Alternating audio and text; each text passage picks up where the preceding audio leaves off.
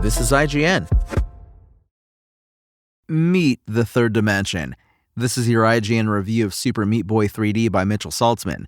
The original Super Meat Boy was built all around speed and precision, regularly demanding players make unbelievable jumps at high velocity, land on a box the size of Meat Boy himself, jump again while maintaining momentum, all while avoiding saw blades, insta-death salt waterfalls, and all forms of other hazards along the way.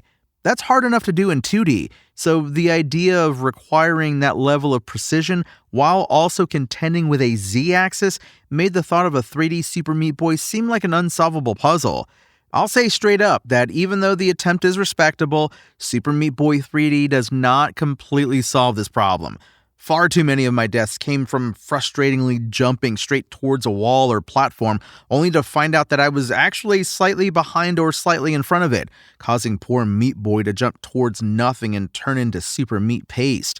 Fortunately, levels are so short and respawns are so quick that deaths are just a slight inconvenience, and much of that frustration is forgivable when you consider how well developers Sluggerfly and Team Meat have managed to preserve the spirit and unique feel of Meat Boy, resulting in an uneven but nevertheless entertaining follow-up to an all-time classic. If you're unfamiliar with the 2010 Xbox Live Arcade original, Super Meat Boy was a 2D platformer about a cube of meat, chasing after an evil fetus in a suit and top hat, trying to save his girlfriend, who happens to be a cube of bandages. Levels were lightning quick, often lasting no more than 30 to 45 seconds, enabling the level design to focus on extremely difficult and hyper-precise platforming that you were expected to die over and over again to.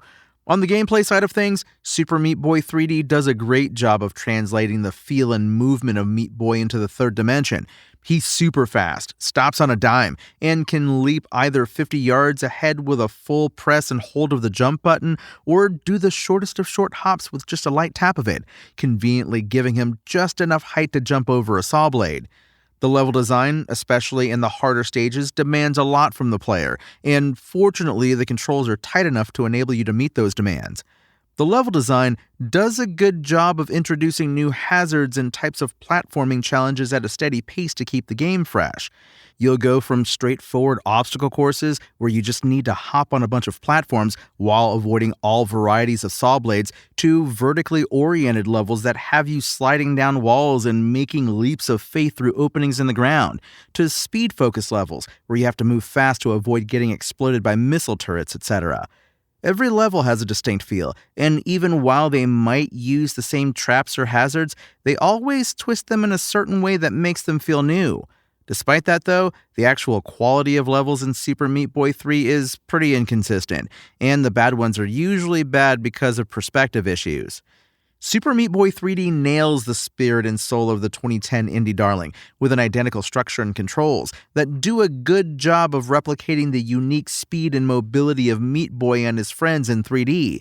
There is certainly no shortage of high moments where you're able to enter that sort of flow state and just fly through a level without hesitation, slipping through hazards, bouncing between walls, and making daring leaps across huge gaps on your way to an A+ ranking on the level. But those moments are often bookended by frustrating perspective woes that can take all of the wind out of the sails of an otherwise good run. Super Meat Boy 3D's IGN score? 8 out of 10. Thanks for listening to IGN. My name is Tony Jackson, and for the latest updates on Super Meat Boy 3D, visit us at IGN.com. Spoken Layer.